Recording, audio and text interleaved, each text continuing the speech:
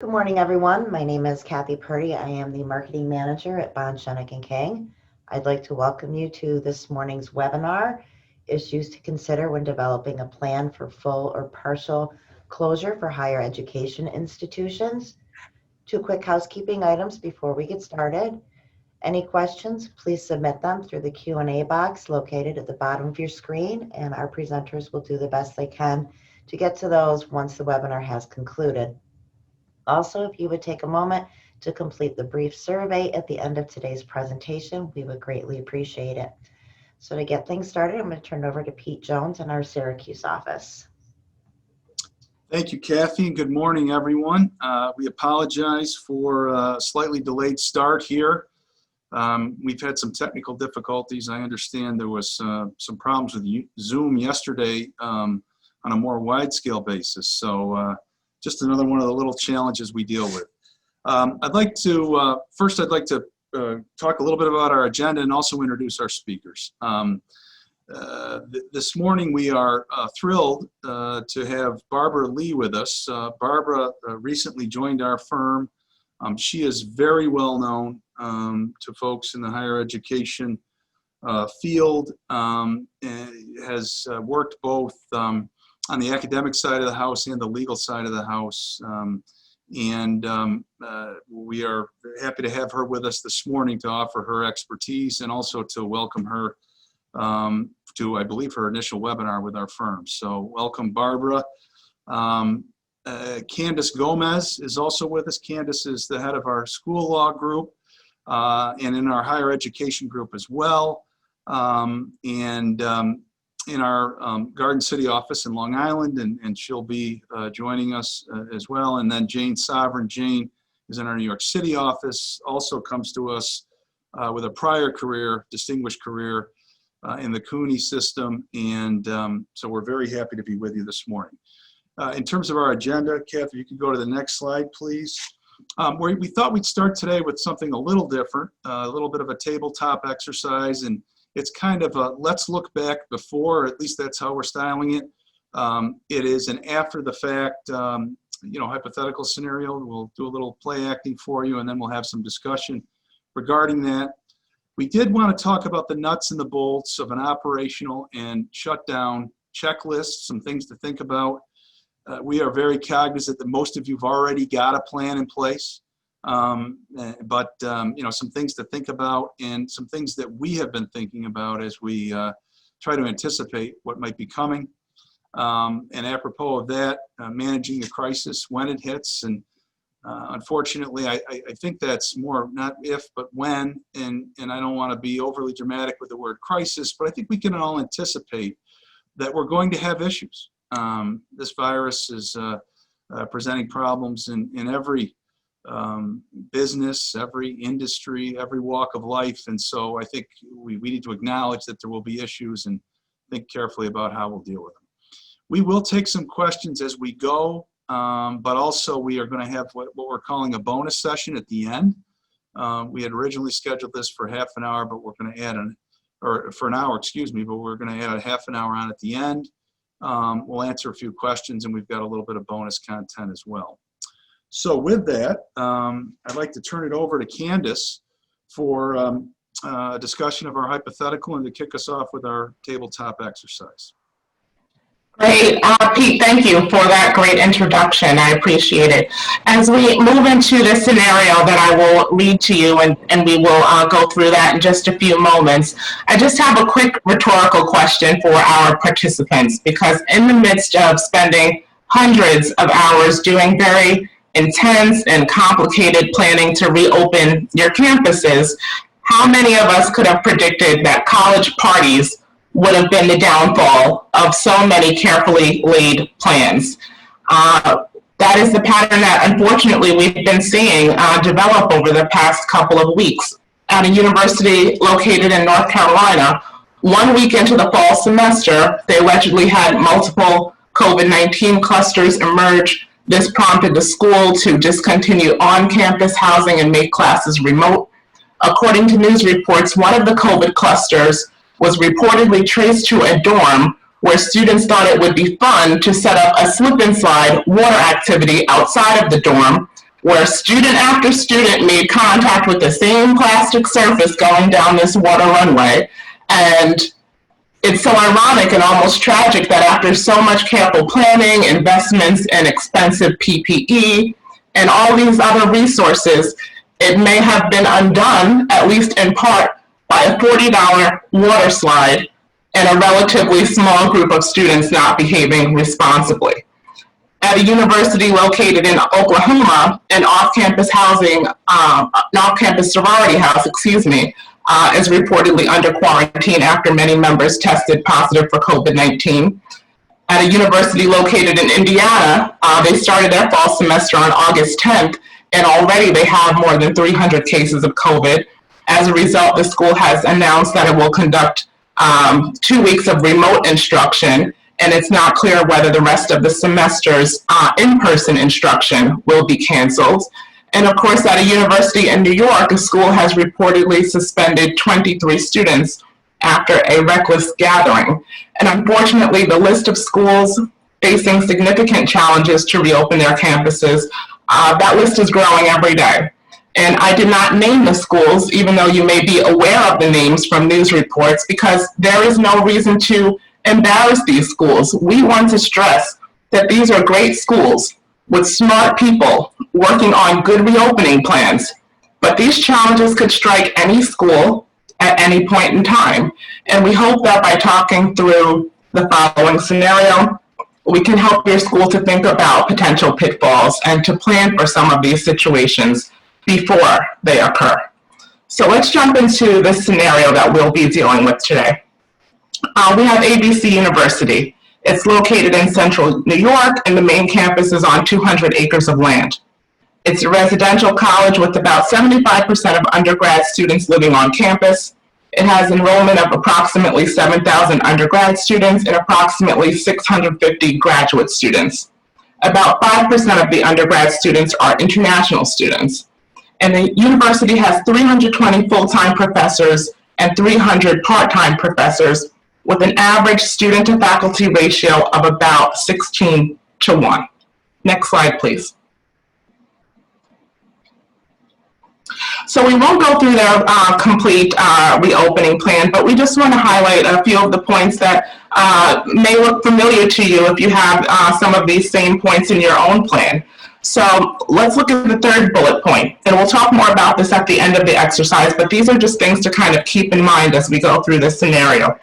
Third bullet point, large gatherings are prohibited. Next slide, please.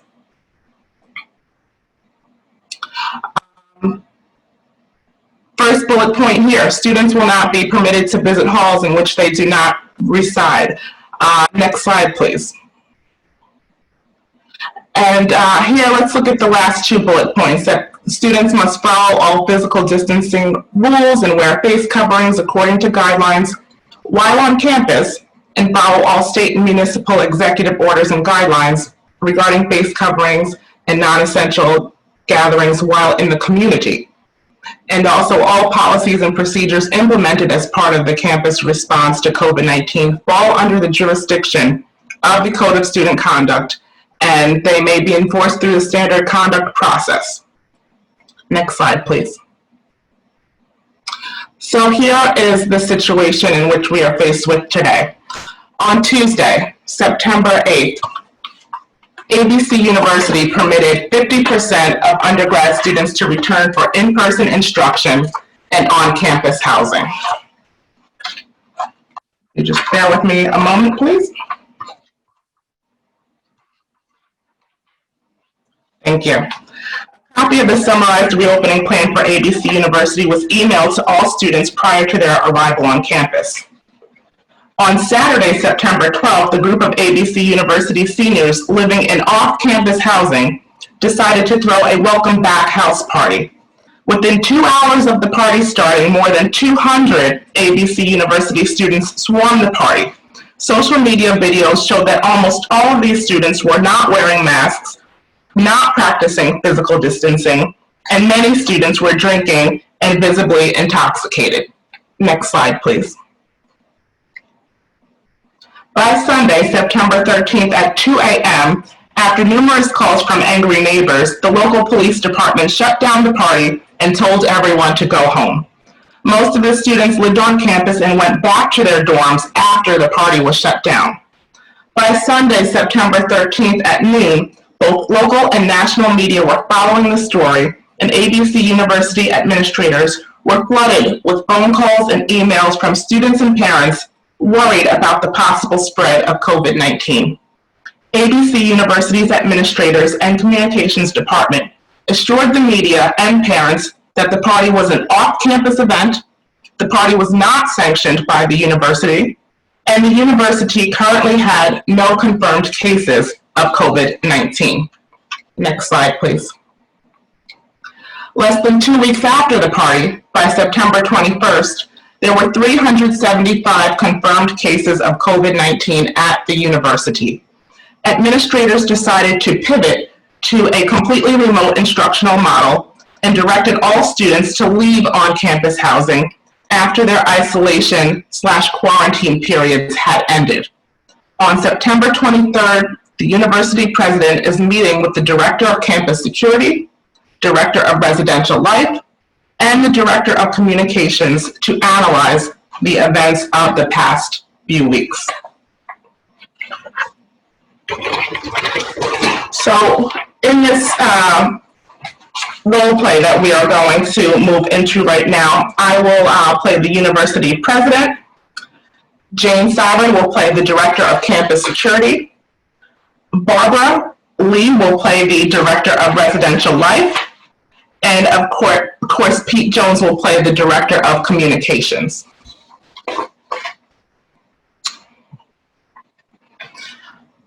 Are we ready to get started with this meeting? It looks like we're all here. We have Jane, who is the director of campus security, Barbara, who is the director of residential life, and Pete, who is the director of communications. The only good thing about this meeting is that legal counsel is not here.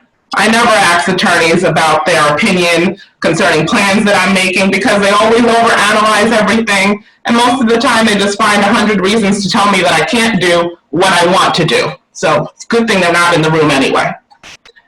So let's get on with the purpose of this meeting. I don't understand how we got into this mess. We worked on our reopening plan for months. We ordered all the necessary PPE. We made sure our campus was safe, and now we are paying the price for an off-campus party that we had no ability to control. What could we have done differently to prevent this disaster? What can we do to prevent another disaster like this from occurring in the future when we are hopefully, eventually, able to open our campus again? Well, you know, from the public safety perspective, you know, there's a lot to look back at. You know, we haven't had the greatest relationship with the local police department, and the chief and I have not really gotten along that well. We've had turf wars, as you all know, about which situations the local PD should handle and which situations our security folks can take care of. But, you know, I guess I could have reached out to the chief before school reopened to make sure we had some clear lines of communications. You know, I could have asked them, you know, to alert us about anything they saw that in the town that could affect the campus. You know, when they arrived at the party and they saw all of our students there, I really wish they had called us instead of letting us get blindsided by the news media calling us about the party. So I've got a list of calls to make here. Well, and as director of residential life, I guess we put too much faith in the fact that 18-year-olds are adults, and of course they're going to follow the rules, which of course they didn't. In retrospect, maybe a curfew would have been a good idea, although we haven't had curfews at institutions since the late 1950s and early 60s, so I doubt that that would be a very popular option, but it seems that that might have kept students home, or at least gotten them home earlier. It seems that most of the students who attended that party and returned to their residence halls after the party was shut down ended up infecting other students in the residence halls who had been following the rules and who had stayed away from parties. I can't help but wonder if we had an 11 p.m. curfew, for example, then maybe those infected students would not have been able to go back to their residence halls at 2 or 3 in the morning and infect other students. We could have thought about including the curfew language in our housing agreement that students are required to sign before moving into the dorms. And if a student missed a curfew, then at least we could have immediately focused on those students who were out and we could have required them to isolate and receive remote instruction for a period of time to limit the spread of the infection. Not to mention, we could have implemented the code of conduct against students who violated our policies regarding curfews, social distancing, and masks. So there were some things we could have done if we thought about it. That's an interesting idea. You know, I had not really thought about curfews. I could tell you that students would have absolutely hated the idea of curfews, and it would have been difficult for us to enforce as a university. But at least the students may have been able to remain on campus if this fiasco had not occurred. And as a university, maybe we wouldn't be going through this very painful process right now. If we are going to take a second look at our housing agreement and code of conduct, as you mentioned, Barbara, then we will probably need to contact legal counsel. So I guess they are somewhat useful once in a while. Well, I will admit that after the party, our communication team was definitely in defense mode. We wanted to get a message out as quickly and clearly as possible that it was not an on-campus party and the university did not authorize the event. Perhaps it would have been smarter for us, maybe better for us, to use our resources to collaborate with the local Department of Health to do contact tracing. We could have sent out electronic surveys explaining the party was a serious threat to the university's health and public health, and asking students to anonymously report students that attended the party. We could have also used our team to investigate social media sites to try to identify the students who attended the party. We would not have been able to identify everyone, but if we could have identified some and quarantined some of those students, perhaps the infection would not have spread as rapidly as it did. Well, it's still really hard for me to believe that so many of our students just blatantly disregarded the rules so quickly after returning to campus. Well, actually, my Res Life staff and I are hearing from many of the students that they were completely unaware that they were breaking the rules. The university sent out a reopening plan that stated that, quote, large gatherings were prohibited, but students had no idea how large gatherings were defined. They didn't know if it meant 10 people or 300 people. I've heard from several students that it was unrealistic for us as a university to expect students to comply with vague rules that the students could not understand. Also, since it was an off-campus party, many students did not even believe that the university's rule applied in that situation. Yeah, that's true. We're seeing the same comments from students on the university's social media websites. They're also complaining about the lack of safe alternative options. Both the students and the parents are saying if the university had planned a few fun, physically distant events for students on the first weekend back to campus, students wouldn't have felt compelled to go to unsafe off-campus party situations in order to socialize with one another.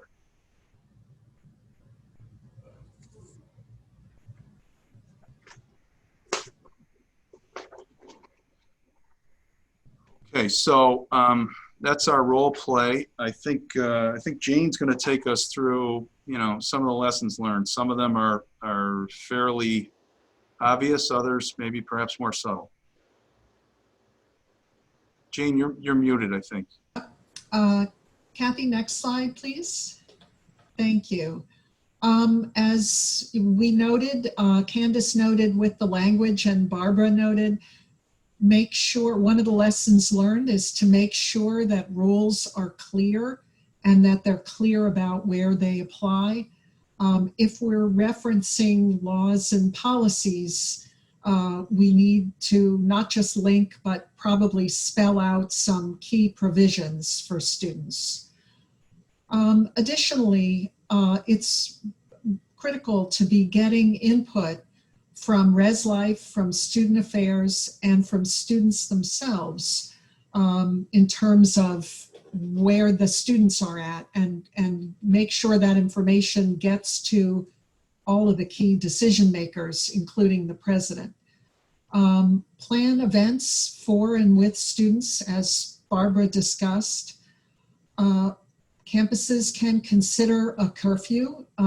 Certainly not something most of us have thought about in a very long time, other than some, municipal curfews earlier this year, but not on college campuses.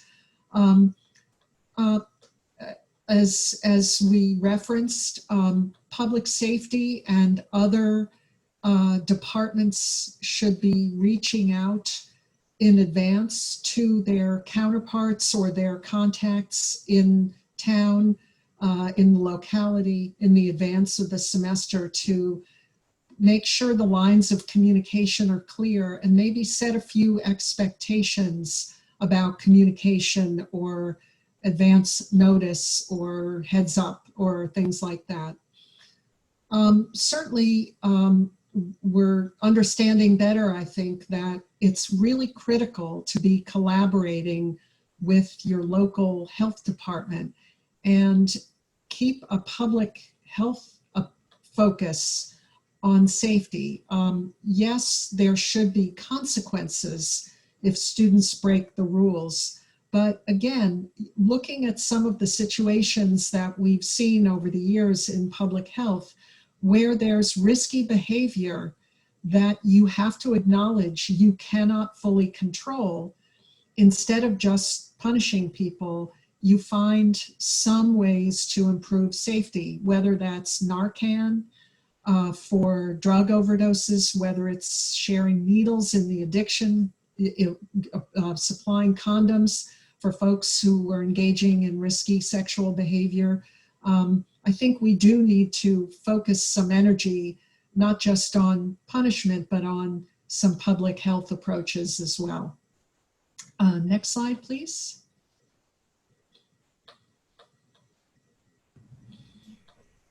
And I'll turn this over to Barbara, who's going to give us some thoughts from her experience about things to make sure that you've evaluated. Okay, thank you, Jane. What we've done is we've put together a series of quite a few slides, actually, with lists of things for all of us to think about. I'm going to go through them fairly quickly in the interest of time, but you'll all be getting this slide deck after the webinar is over. So you'll have the list. And if I don't talk about a particular issue, at least you'll have the bullet points. Next slide, please. So one area is communication that we need to think about. We may be so involved with worrying about what to do and how to plan that we may not recall that we need to talk to our constituencies about our plans during the process, as well as at the end of the planning process and the decision-making process. Clearly, the trustees need to be kept in the loop, and students and families, but also alumni and donors care a lot about what we do. Government agencies such as our local health departments and local community leaders. One issue that we've seen media coverage on is that people in college towns, residents of college towns, are very concerned that a lot of students are coming in from who knows where, and perhaps bringing the virus with them. So we need to keep in touch with all of the constituencies that we serve. Next slide, please. How are we going to decide whether we need to move to remote instruction, or even whether we need to send our students home, assuming that they're on campus now? Would it be the number of positive tests or the percentage of positive tests? How about the number or percentage of confirmed cases? And who is ill? Are they simply students, although that's obviously a problem, or has the virus spread to faculty and staff as well? And how about the likelihood of community spread? Do we have a number of commuter students who come and go from our campus every day and maybe bringing the virus with them to campus, or maybe taking the virus with them home? What are the facts of each case? Next slide, please. And clearly, safety is always our number one concern. Do we have a sufficient supply of masks and cleaning products to address a sudden increase in the infection rate? We may have planned to have enough for status quo, a steady state, But if the infection rate spirals, which it has in some places, do we have enough PPE and enough cleaning products to deal with that? Next slide, please. How about our libraries? A number of campuses have struggled with this issue because libraries are not just places where books are kept anymore. Many of our students have no access to a computer or to the internet, and they depend on our libraries to use as a study hall to get their work done, not only research, but to actually do their homework. Will the stacks be open? That's a very serious question because some online resources are not available if the stacks are open. So that's something that the librarians and the staff need to think about. Are the libraries only going to be open for access to materials that are delivered curbside, kind of like Target is doing right now? And, or maybe they'll be closed, but staff would still be available online to help students with their research and to help faculty with their research and teaching as well. Next slide, please. Are there classes that really need to continue face-to-face, even if most instruction is remote? For example, those science labs, what rules are we going to have for social distancing and PPE in the labs? How about the creative arts, dance, music, visual arts? Are we going to be able to produce these courses without being face-to-face? And courses that use special equipment.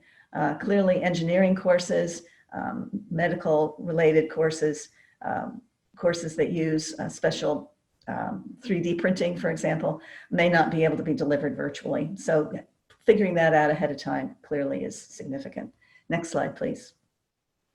What are we going to do about our dining halls? If we keep our students on campus but only have instruction delivered remotely, are our dining halls going to be open? And if so, in what ways? Just grab and go? Or will we have limited food service for students who are on campus? Are we going to put partitions up between tables or between individual seating areas? How are we going to rearrange our tables and chairs to make sure that they are properly distanced? And what are we going to do about students who clearly want to cluster when they consume their food? Next slide, please. How about residence halls? Are we going to house any students at all if we decide that we are going to either send students home or not let them come to campus in the first place? How about our international students? In the spring, many colleges had international students who could not leave and had to remain on campus. How about out-of-state students? Same issues with the quarantine regulations. We may have students who live out of state and can't get home for whatever reason. And then many of us have housing insecure students who don't have a home to go to or whose home is not safe. So those are all issues that we need to address right away. What's the maximum number of students we can have safely? Because we will have to reserve some rooms for quarantine or social isolation. And if we decide to put one student in a double room, what does that mean for the maximum number of students we can house? And how about residence hall programming? What are our resident assistants going to do, particularly if our students are all off campus? How are we going to make the students feel engaged? And actually in our bonus session later on at 10 o'clock, we're going to talk about virtual ways to engage students. Next slide, please. How about delivery of instruction? We all face this issue in the spring, but hopefully we've used the summertime to up our game so that faculty feel more comfortable teaching remotely. In some cases, faculty may want to teach from empty classrooms or classrooms with very small numbers of students, and the rest of the students would attend virtually. Perhaps other schools are staggering face-to-face class sessions, so a third or a half of the class is present at any particular day. Does our technology and IT support sufficiently support large percentages of online students and faculty? We saw what happened with Zoom yesterday. We clearly, our own contracts with various vendors for online support need to make sure we have enough bandwidth to deal with a huge influx of remote learning. And our instructional designers or other support staff available to work with faculty, particularly those faculty who have not taught online before and need a lot of help. Next slide, please. How will the college respond to students who don't have access or adequate access to hardware or internet? Many institutions have given or loaned laptops or iPads to students so that they can engage in their virtual learning. But some students don't have access to the internet, or their access is spotty, or they're sharing the internet with siblings at home or with parents at home who are working from home. How are we going to make sure that our students can actually access the internet in ways that will not slow them down progressing toward their degree? And many schools and programs have off-campus internships or other clinical activities. Will these continue? In what way?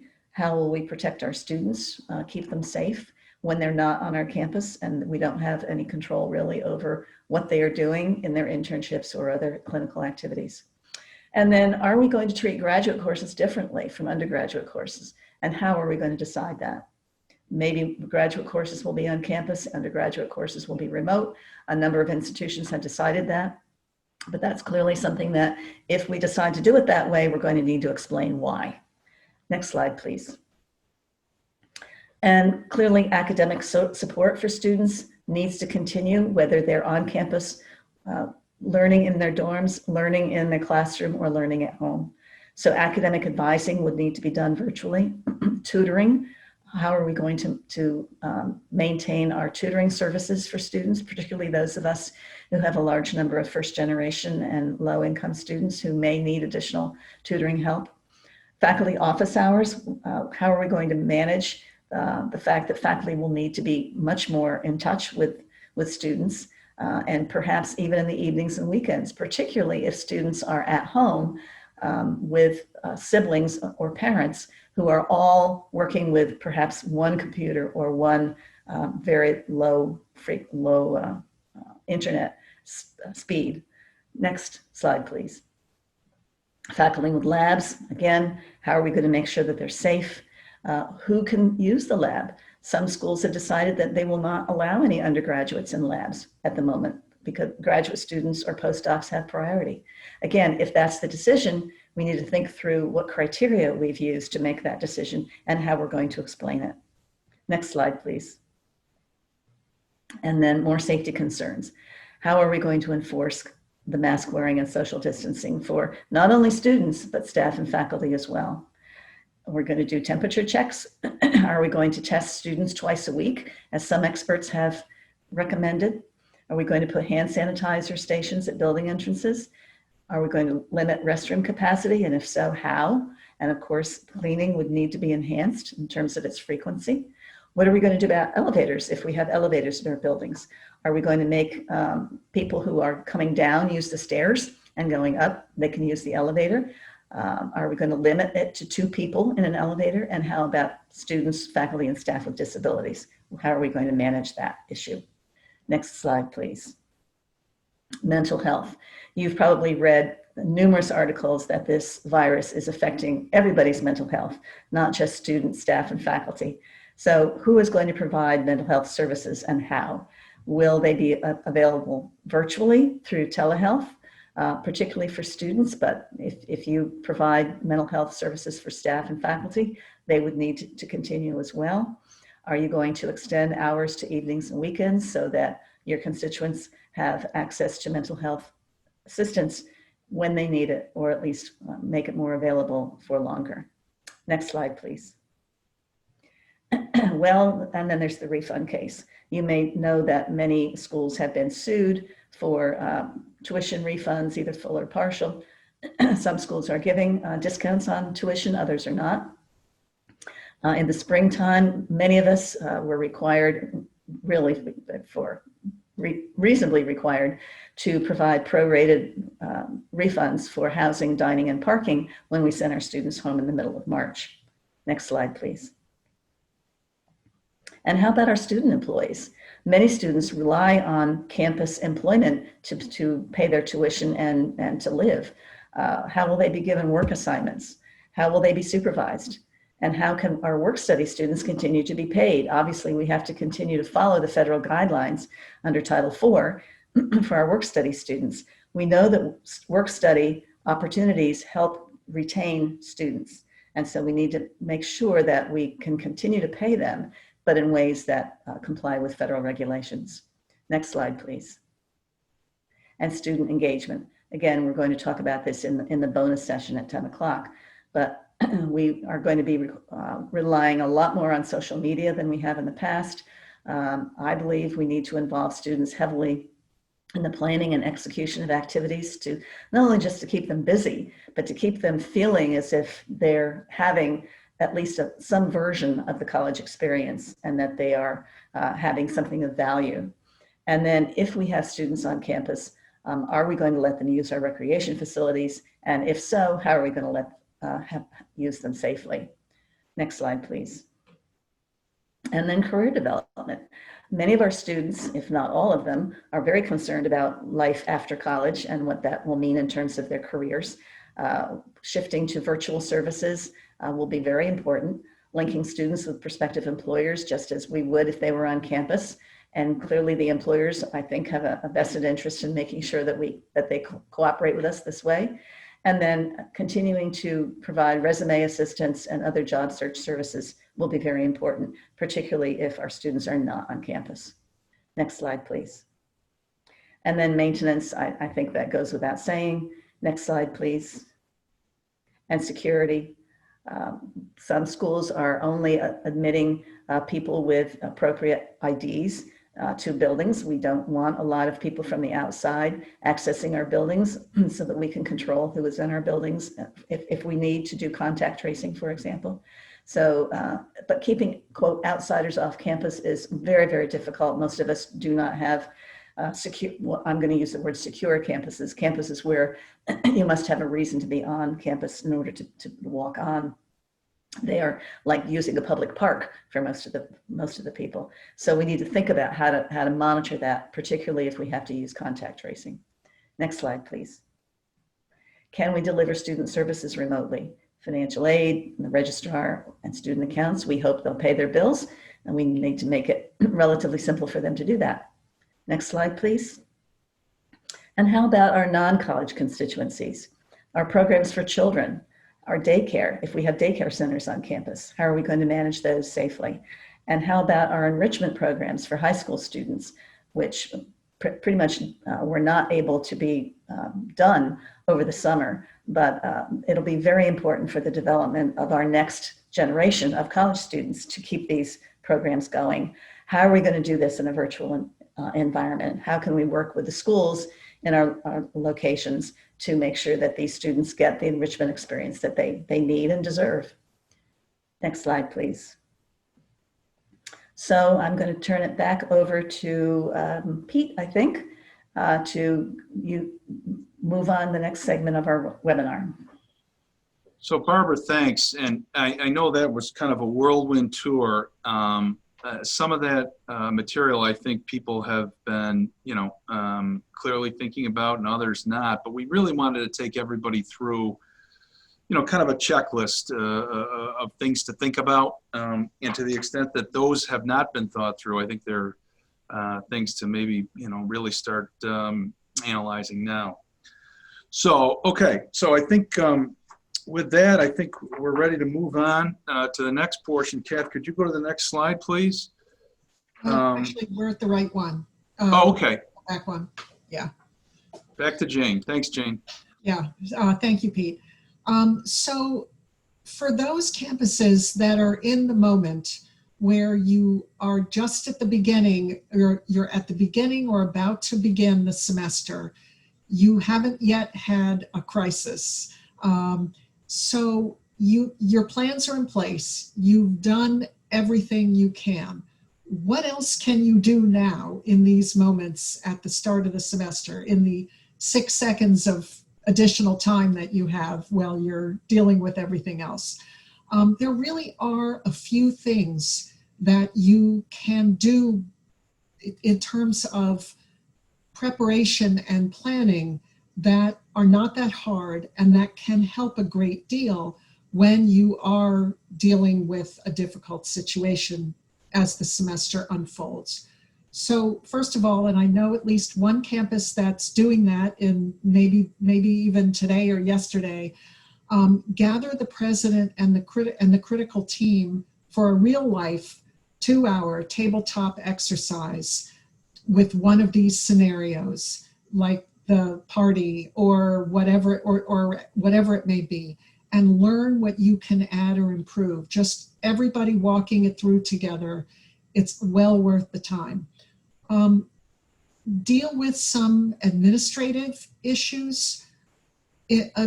Ensure that every key person has a list with full contact information for everyone who has a share of responsibility for the reopening plan and their assistants.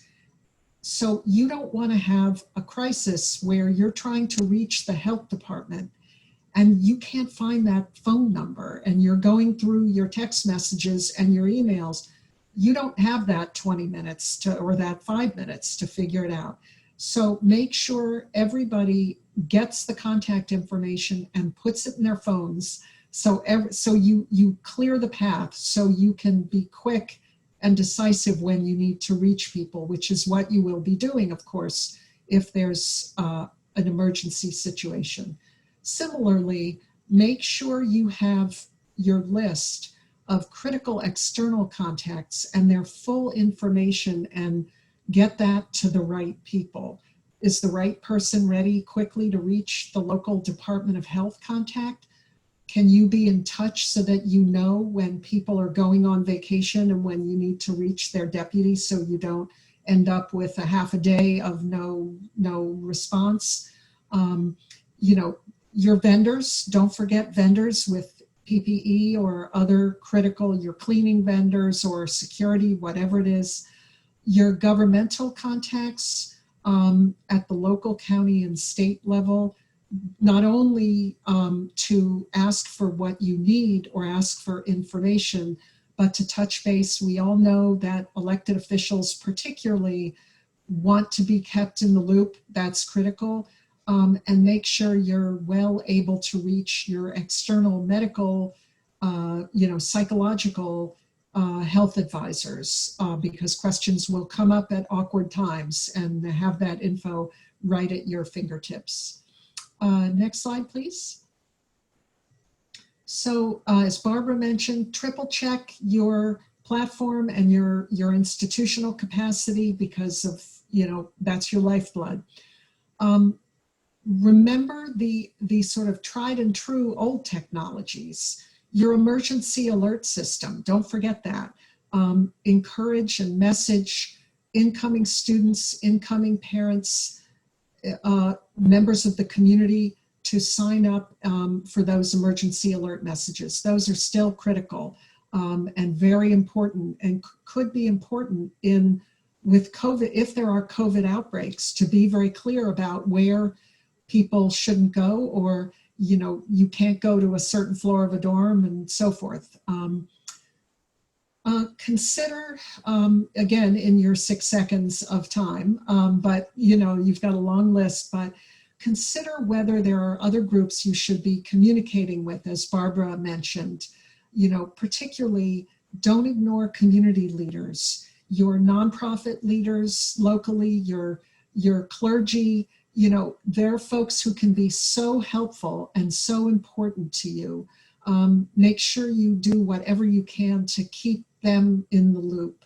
Of course, funders and donors and alums.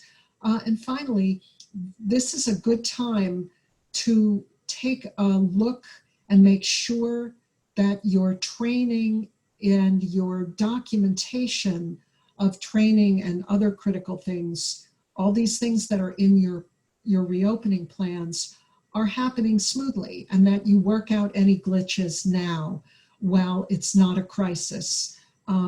If you have a facility that has a COVID outbreak and you don't have a record of when the cleanings were, that's not a great thing. So check that your employees really understand how to put on, take off, and dispose of PPE properly, that the cleaning staff needs to keep careful logs, and all of those things that are in your plan. This is a good time to make sure that's happening.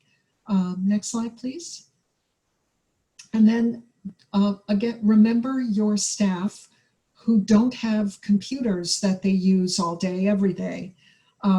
So make sure your reopening plans are posted, places where buildings and grounds folks, public safety, look for break rooms, locker rooms. Make sure you're communicating fully with everybody and you're not just relying on emails to communicate and give people information.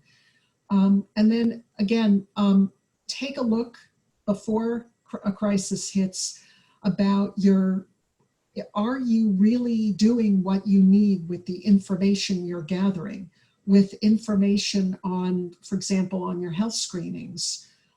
You get that. Are you reviewing it? Are you documenting it? Are you storing it? Make sure that people aren't just getting it and forgetting to keep it and analyze it.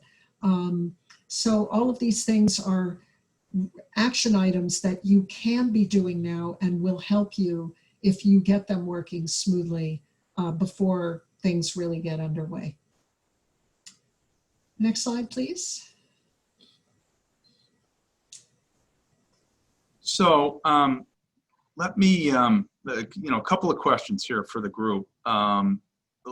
We alluded to the curfew option in the hypothetical.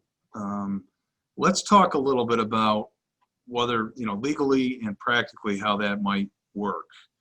I'll throw it open here to Jane, Barbara, Candace, whoever would like to just, talk a little bit about both kind of the legal and the practical observations.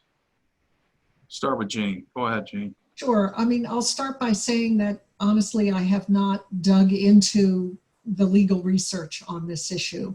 I think as a general matter, I think for private institutions, this is an option that is in your toolkit and doesn't present any legal problems unless you botch the implementation of it, which you won't do. I think that for publics, I know there's some questions. I think that honestly, the bigger issue is not, is there some legal argument against that someone could raise if a public institution imposes a curfew? I think the bigger issue is, can your institution implement it properly if you have a curfew?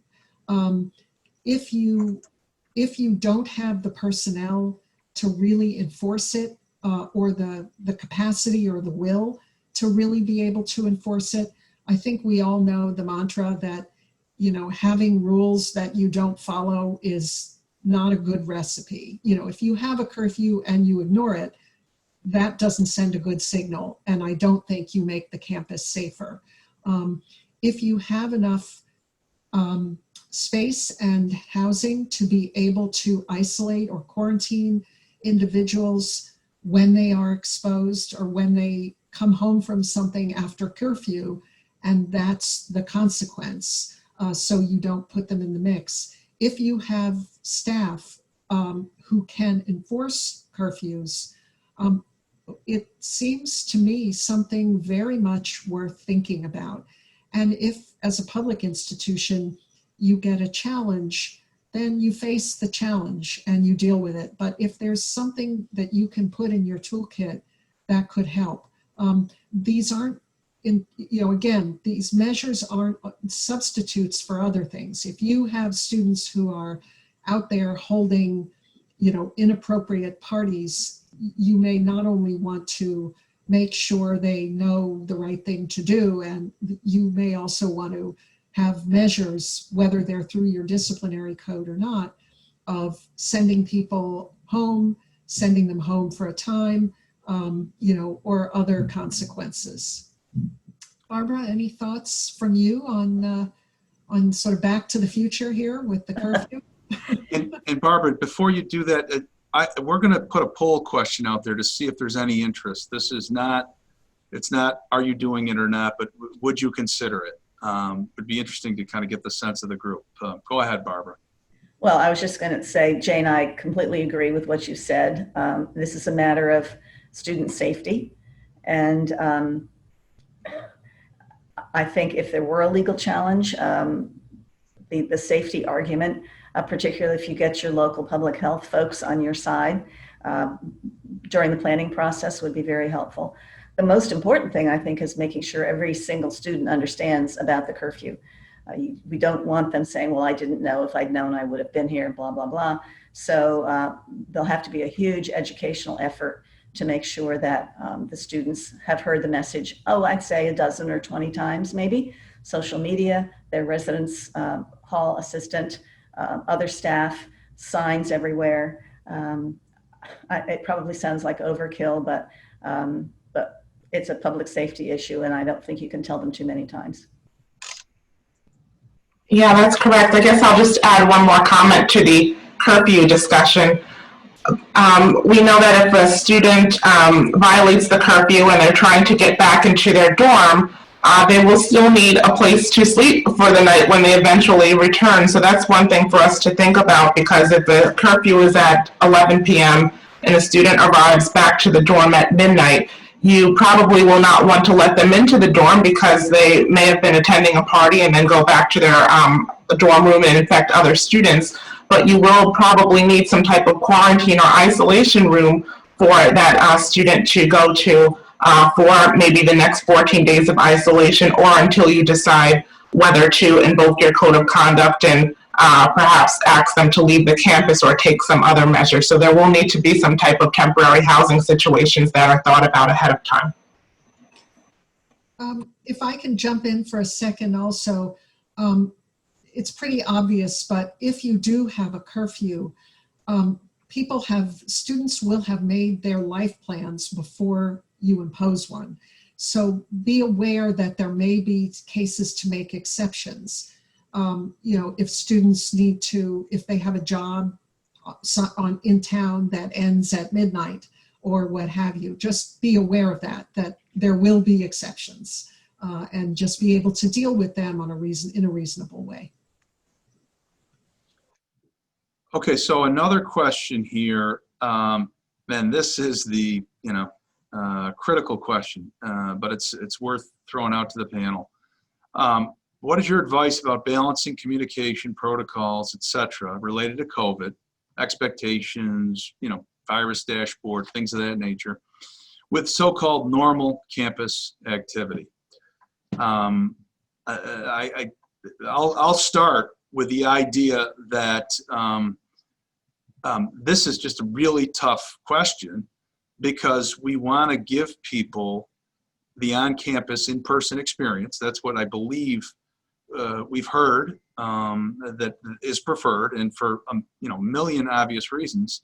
And yet, the normal campus experience is very likely to end with an outbreak. I mean, a completely normal experience will probably not be successful. So I guess I'd like to get the perspective of each of you on, the balancing here, or any other thoughts you have related to how do we navigate these, these difficult waters. Why don't we start with Barbara, then we'll go to Candace and Jane, just to make it simpler here with the Zoom. Well, actually, the bonus session that starts at 10 is going to talk about, I'm going to talk about trying to figure out ways to engage students in, I'm going to say mostly non-academic, but also other academic activities that they would be doing on campus if they were there in a somewhat different way.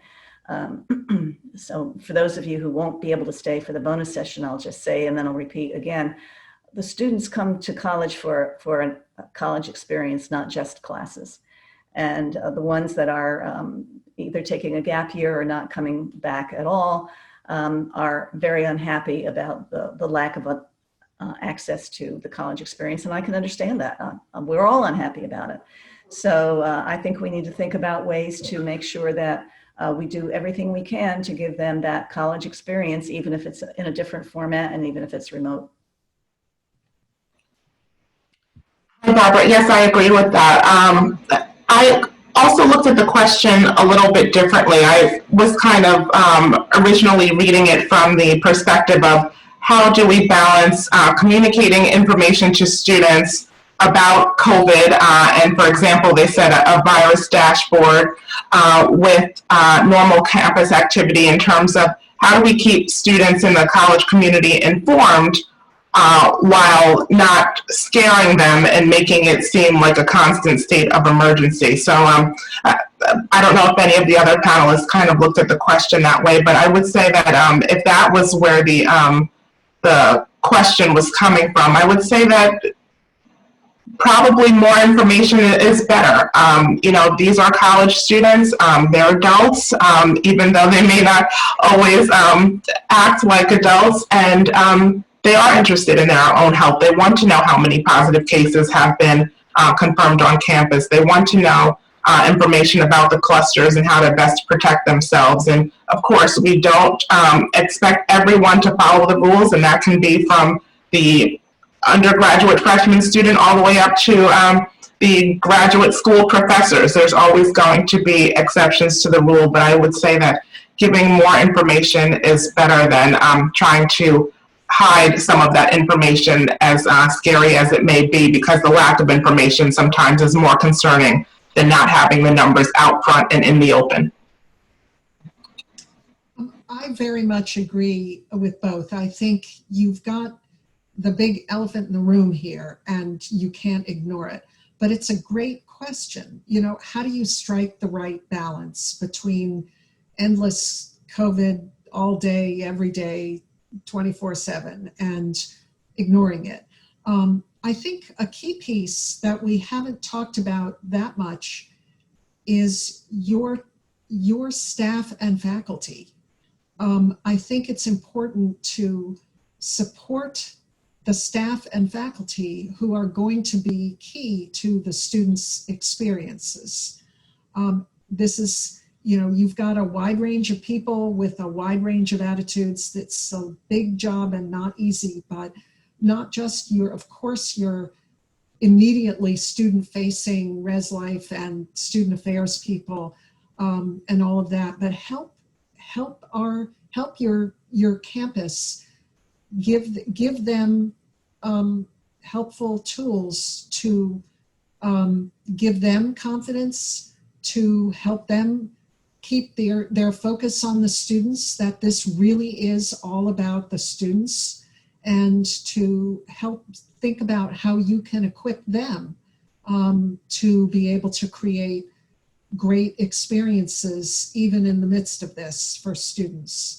Not everybody will respond to that, I'm sorry to say, but a lot of people will, and the best way for them to deal with it is to do what they're there to do, and do it well, and do it in a way that gives students a great experience. So I think that's a piece that's key to kind of figuring that out. So hopefully everybody saw the poll results. I frankly find it interesting, somewhat enlightening. It was 48% would consider a curfew, 52 would not, so roughly 50-50. And obviously this isn't,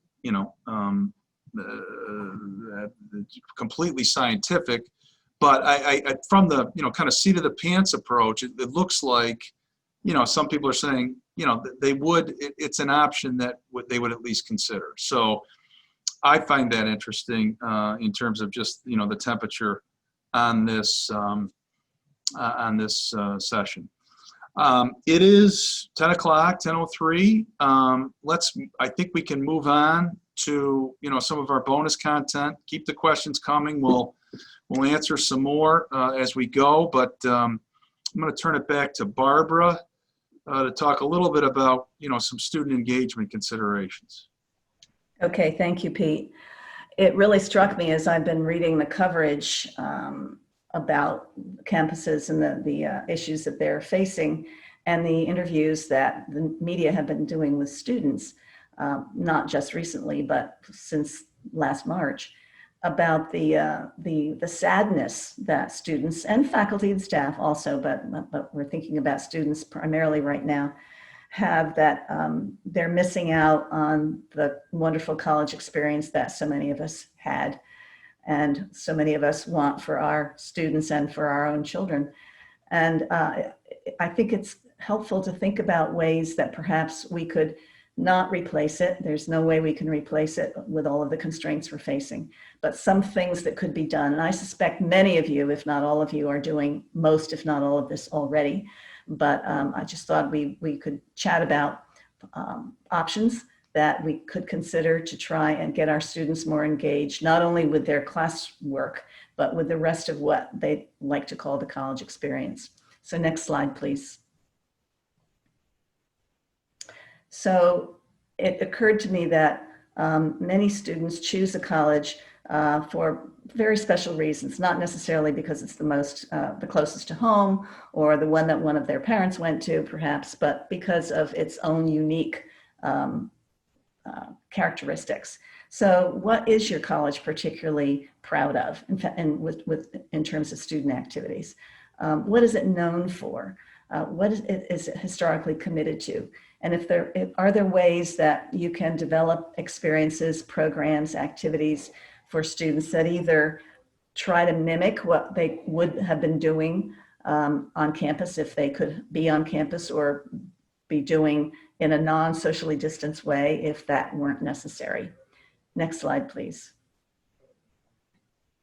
So are there a few student activities that are unique to your college that play an important role in attracting students or play an important role in making them feel connected to your institution? And is there a way to mimic these activities virtually? An example I can give is at the institution where I've worked for a long, long time, the students have something they call the dance marathon every spring, and it goes on from Friday through Sunday. Nobody goes to bed, everybody dances for 48 hours, and they raise money for a children's charity. Well, they did that again this spring, but they did it virtually, I assume through Zoom and other media, but they raised more than they'd ever raised, and the event was virtual. So that it is possible to do some of those things virtually. It takes a lot of work. It takes a lot of social media exposure and effort. It takes a lot of interaction with students, but I think it could pay off big time, and not just because of the money. It made the students feel connected. It made them feel as if they weren't quite so isolated. Next slide, please. Keeping in close touch with student government leaders to seek their help and advice. These students are very important to you, to us, and to their fellow students. So keeping them engaged, getting their advice on what can be done, having them communicate student concerns to you, making them a pipeline between the administration and the students, as they would be if everyone were on campus, I think is very, very important. Next slide, please. How about social media blasts? We use social media a lot because we know that students don't read email. So keeping that up obviously is incredibly important to making students feel connected to the campus. Asking for their advice on which activities to plan and how to do it. Getting them involved in planning the work for you, and then having their help in notifying students of the activities that are going on. What are we going to do on a Friday night? How are we going to make people feel engaged? How are we going to make them feel as if the college cares about them and that they are able to connect with their fellow students even if they can't reach out and touch them? Next slide, please. And if we do have students remaining on campus, and many of us do and will continue to in the fall, can they safely use recreation facilities, for example? How about dining facilities? We talked about this a little bit in the last hour.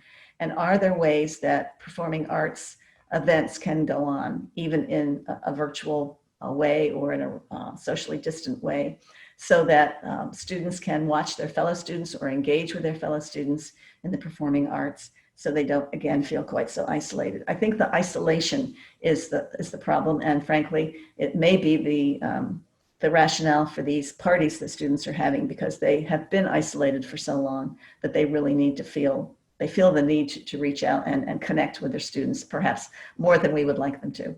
Next slide, please.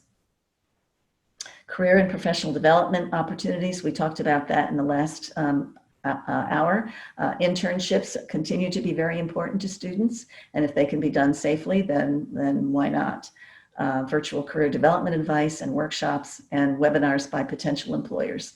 Potential employers see our students as a source of workers, and working with them to help them reach out to our students will help them, will help our students, and will help our colleges as well. Next slide, please. And academic support. Our students are still going to need academic advising and tutoring, faculty office hours, and then think about having evening and weekend academic support for students, because they may not be available during the day, they may be in classes during the day, or they may not have access to their computer and internet during the day. Next slide, please.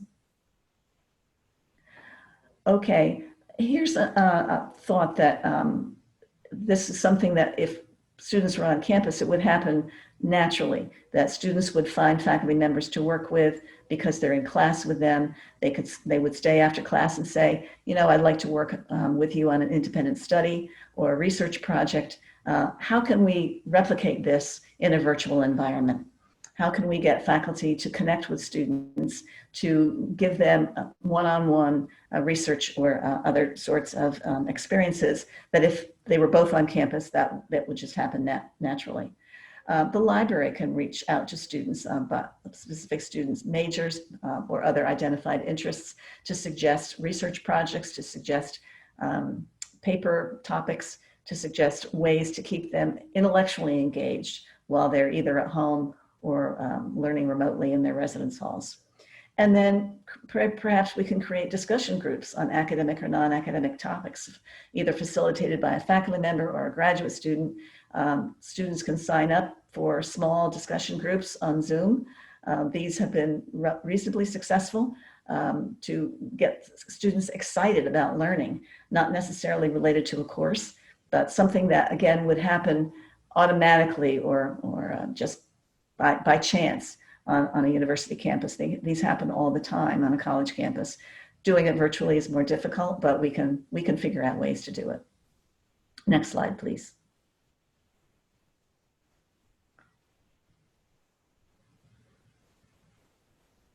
Pete, I'll turn it back over to you.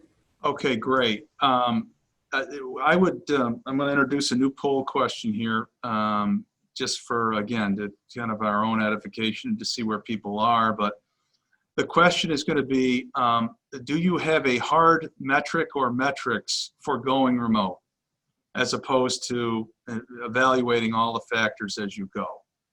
And this was one of the points that we discussed as a group when we were, kind of kicking this around prior to preparing it. Is, I mean, do we know where the breaking point is, or is it more we'll have to figure it out based upon what is presented.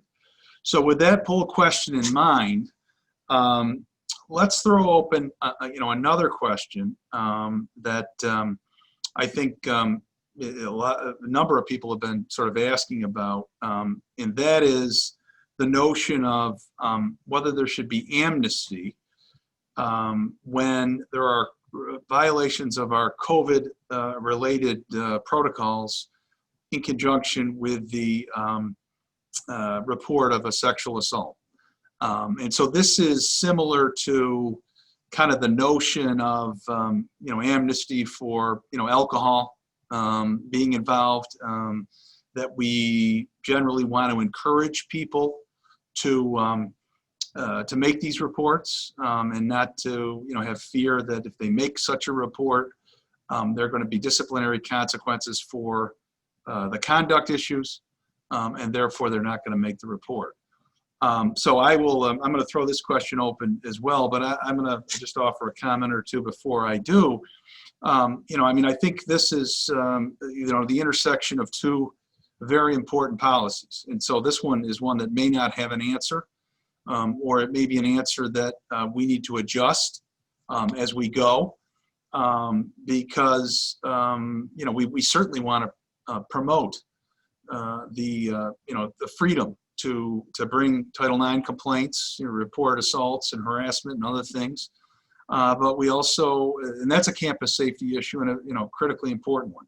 But there's also the question of, to the extent that, there are violations of our policy, we may be putting the campus safety at risk on another front. So I'll throw it open. I don't know if anyone's got any additional thoughts other than we're going to have to balance these. But Barbara, Jane, Candace, somebody, anybody got a thought on this? Go ahead, Jane. Yeah, I have never thought about this issue before this moment, and that's a really, really interesting question. One way of analyzing it occurs to me.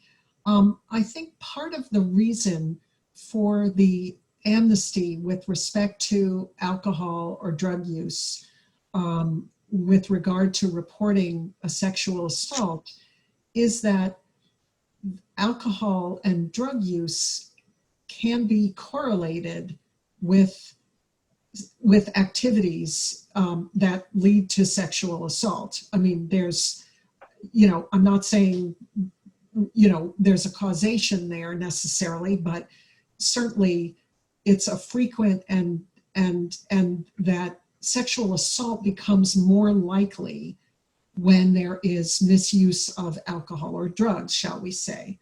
I'm not sure there's the same relationship between risky COVID behavior and sexual assault.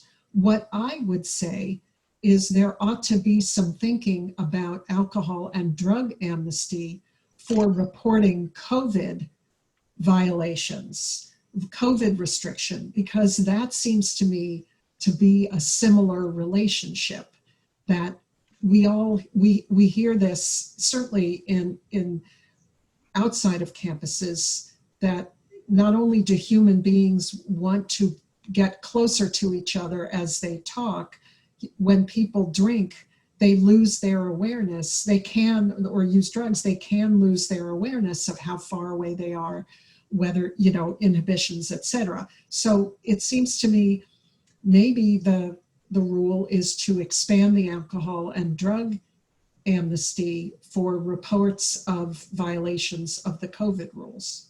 Just off the top of my head thought. Yeah, go ahead, yeah. Barbara. Yep. Well, actually, I haven't thought about this at all, and I think Jane's thinking makes a lot of sense. I just want to make sure I understand. So if you're asking, would we give amnesty to a student who went to a party, who turned him or herself in, as well as other students, would that student get amnesty? Was that your question? That's an interesting question as well. That wasn't the question. The question was really if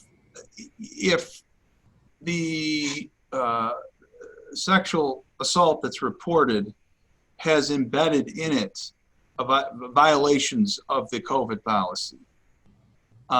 Would there be amnesty for the violations of the COVID policy to encourage free reporting of sexual assault? Because if you didn't, might that chill? I think that's the crux of the question. Well, that's a harder question than I thought it was. One of my initial reaction was a violation of the drug or alcohol policy may not be as risky to public health as a violation of the COVID regulations. And so that might argue against amnesty because the reporter is engaging in behavior that could affect others rather than just him or herself. On the other hand, if there is no amnesty, we may not get the kinds of reports we want to get. So I'm squarely on the fence on this one, Pete. And I've heard some people trying to parse the seriousness of the violation as well. That if it's a violation of our mask policy, which is really incredibly likely to happen in a sexual encounter, that may be a different thing than being the organizer of the party. So people are grappling with this very difficult question. I don't know if there is an answer, but I'm glad it was asked, and I'm glad we at least had a chance to frame it up for folks. Let me announce the poll answers, and then maybe I'll ask Candace to start us off, with a little commentary on it. But the question was whether or not you have hard metrics, something that, you've got in mind to say, if we get here, we're going to have to shut this down. And we had 25% of the respondents say, yes, we have some sort of metrics. Ideally, we'd have a follow-up here to, sort of parse what those are. And so 75% said no. And we were, again, we were preparing, sort of kicking this around in terms of, the pros and cons of whether you needed metrics or whether you would just be looking at, your plan and at some point say, we can't continue to effectuate our plan, so we're going to have to close here. But Candace, do you have some thoughts you want to share with us on that? Yeah, it's not surprising that 75% of the respondents do not have hard metrics because, honestly, there has not been a lot of guidance from, many state and federal authorities as to what those metrics should be. So, for example, there's no rule that we're aware of that says that if 9% of the campus population becomes infected or you have an infection rate of 9%, that means you have to close. So there's no, hard and fast number to guide us at this point that I'm aware of. I will say that even in the absence of that guidance from the, higher level authorities, it's really important for us to think about that at this point in time as a university and to start with examining what is our capacity. So in other words, if we have 70 isolation rooms and we know that if we go beyond that number, we don't have the ability to safely keep those positive COVID cases separated from everyone else, and we're at the point where we've got 60 of those 70 beds filled, a decision needs to be made because we know that we're at a point where we're very close to getting beyond our capacity, and we don't want to be irresponsible by pushing it right to that very last level of opportunity that we have to turn the tide. So that's one example of something for us to think about. What is our capacity? Are we able to safely keep all of these students on campus? And it doesn't have to be an all or nothing scenario. So for example, in the opening, I mentioned one college that decided to keep the students on campus, but have them all learn remotely on campus from their dorm rooms. So that was limiting the physical interaction, but it wasn't taking that extreme measure of telling everyone to pack their bags and go home. So there are those interim steps that we may be able to take that could help turn a situation around, and we just want to think about when we're going to implement those steps.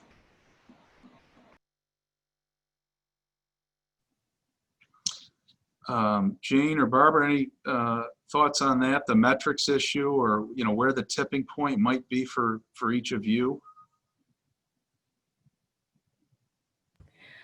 I really think that's a hard question to answer with one number. The size of the institution, its access to, as Candace suggested, isolation or quarantine rooms, decisions that it made earlier with how many students to have on campus in the first place, which may mean fewer or more residence hall rooms available, access to hotels in the area that would be willing to have their hotel used as isolation or quarantine spaces. So I don't think each college needs to figure it out. I'm certainly not saying that, but I think the particular options available to the college would dictate, in my mind, the metric that's selected. I don't think we can say 9% or 10% or 5% without knowing the context that the college is facing. Yeah, I agree with both of those comments, and I particularly agree with Candace that whatever your capacity is for isolating or quarantining students, wherever that capacity is, if it's on campus, off campus, that's the metric, and it may be multiple numbers flowing into that. That's the metric that I think is, if not the most critical, one of the most critical, because you have your plans say that you have the capacity to do that. I mean, that is part of what you have committed in your plan. If you're a New York State institution, and I think other states are asking folks to do those plans too. So, you know, and I think in terms of hard and fast number, part of it, what I think the New York plan anticipates is that you have a red flag, you have red flag indicators. And that doesn't mean a specific number, but if you see certain numbers going up very quickly, whether it's percentage of cases, number of cases, use of quarantine beds, you need to at least stop and say, where are we? We're getting to a point where we have to think about closing or doing something very drastic. And I think the New York State guidance says that is a point where you should be reaching out to to get health guidance, whether it's local health department, state health department, and they may not be in much of a position to help, quite honestly. Maybe you have medical folks who can help you, but even if you don't have experts who are really giving you much help, that you do need to say, here we are, we need to start thinking about this, and we need to decide how we're going to decide. You know, once you reach that worrisome indication. Let me say a word about communications, and then I'm just going to ask everyone for their closing thoughts here. But you know, embedded in our scenario was you know, a communication piece as well. And you know, I think you know, a lot of what was illustrated, at least to me, by that hypothetical is, you know, staying on message is great, but there's always people who are going to be critical of that message. And we've seen over the past week, you know, messages from institutions about the need for students to adhere to their plans. And I think we've seen a lot of, you know, people think that those are excellent messages and critical to the effectuation of the plans. But we have seen this, you know, social media commentary, I'll call it, where, you know, former chancellors, former presidents, you know, parents, students have said, you know, you're not keeping us safe. You know, your plans were inadequate. And so there's a tension here as well. And there's probably, again, it's a cultural thing for your campus in terms of, you know, what kind of communication style you have, how firmly you state the need for, you know, everybody in the community to adhere to this. The firmer you state it, the more it's going to look like perhaps you're blaming other people, and you're going to be subject to that criticism that, you know, you're the one who put them in this position. But I think it is implicit in all of our plans that, you know, we put them in this position with conditions, and knowing that if those conditions were not adhered to, that this in-person thing would be in jeopardy. And so again, like many of the questions we're talking about here, I'm not sure we have absolute answers. You got to look at your situation, your culture, your campus. But you know, the message and response, I think, is important. One of the things that I thought was interesting about most people's plans from the beginning, very prescient in terms of, if this is going to succeed, we need the notion of a social compact. We need people to buy in. And I think Barbara talked about, you know, one of the other tools in your toolbox is let's try to replicate experiences through different ways. And then, you know, obviously discipline and, you know, communication of the difficulty of meeting the expectations is another piece of this. But, you know, it all needs to be carefully pulled together in order for this to be successful. You know, you're going to obviously get criticism from some quarters, no matter how you communicate. So it's 10:28. I want to give everybody a chance to give us, you know, 30 seconds to a minute, just their closing thoughts and observations. And let me start with Barbara. Okay, thank you, Pete. I think that you folks who've sat through this hour and a half see that this is an incredibly complicated issue. An answer for one college may not be the right answer for another one. We've tried to go through things to think about and decisions that may need to be made. But as Pete says, and he's absolutely right, communicating with constituencies of all sorts and making sure that you're as transparent as possible and explaining if a fact was a fact last week, but it's a different fact this week, owning up to that and explaining why is going to go a long way to build trust. I know that we are all doing the very best we can. No one ever expected something like this to happen. So we're in many ways making it up as we go along. But as much as we can learn from each other, which I think we have, I think we've learned a lot from those schools who've been in the news for the last couple of weeks about things that maybe we should have thought about too, not just that they should have thought about. And we'll just do the best we can to support you and help you as we all face this horrible pandemic together.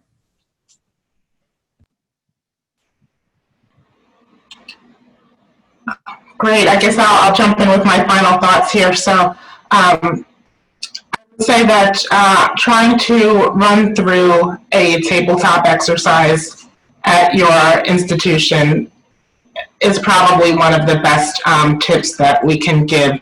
It seems that we all kind of feel that we know what to do in the abstract, but until we have one or two concrete scenarios that we run through with the university president's cabinet or those key individuals, it's hard to know where those weaknesses lie until we're actually going through it point by point and figuring out how we're going to accomplish the goal. And I almost think about this as kind of a military operation where we don't wait for something to happen before we come up with a plan. We want to come up with one or two scenarios based on our own campus culture, our own university, that may be likely to happen to us, and then try to go through it as carefully and with as much detail as possible so that if that scenario turns out to be true, we know that we have a plan, we know that we've gone through the steps, and we will not be able to predict everything, but if we have those key points already set and ready to go, I think we'll do much better in the future. So that would be my takeaway point.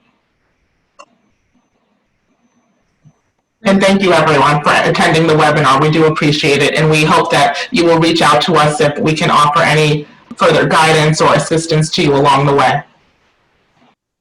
Great points made. I won't repeat them. They're fantastic points. I would say, remember to take care of yourselves. You are in the hardest time that any of us have ever seen in higher education. It's just, and remember that you have done unbelievable work. You are all smart, working like crazy, working yourself to the bone, pivoting endlessly. Take care of yourselves because this is hard. It's never been harder than this. You are really doing everything you can. And the other thing I would say is, when it comes to hard decisions, listen to your gut. What would you do if it was your child at the college? You know, if you're trying to make these hard decisions, what does your gut tell you when you sit for a minute and listen to it? Do what you know is right. You'll never go wrong doing that. And take care of yourselves. Great points. I can't top any of that. I mean, those are excellent. It's excellent advice. I want to thank everyone for being with us today. Good luck as you work through this incredibly difficult situation. We are there for you. We're happy to help, and please stay safe.